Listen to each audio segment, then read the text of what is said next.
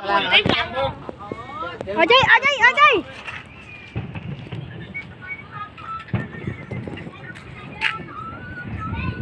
Ôi trời hai rồi. Trời ơi, băng ngày kia năng này khơi. Kìa băng cái đá rồi. Trời.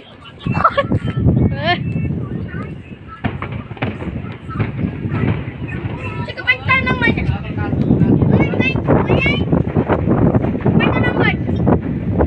Băng băng kia chú ạ.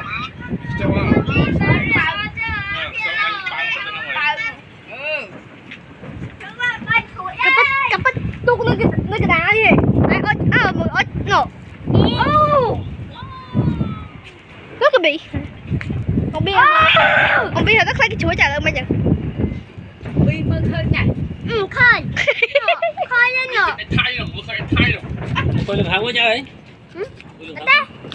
ớt trời lùng mua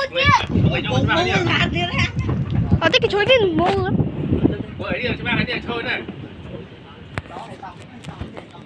trời ê đâu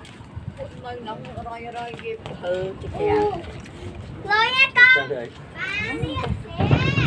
nha con nhà tao bay đi bao nhiêu tao bay nè cho ba hả vô má nữa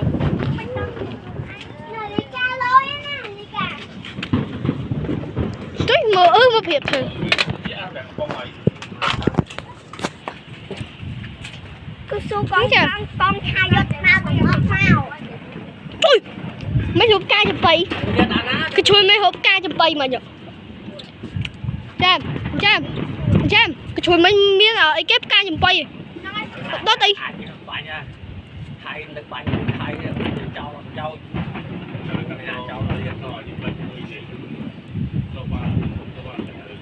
nè đi răng đi ô đi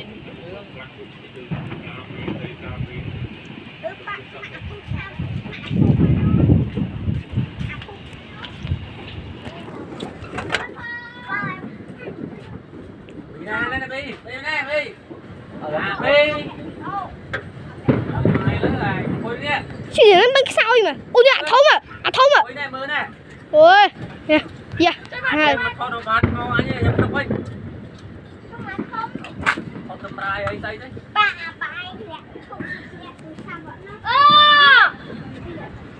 bây giờ nè thông à chán nhỉ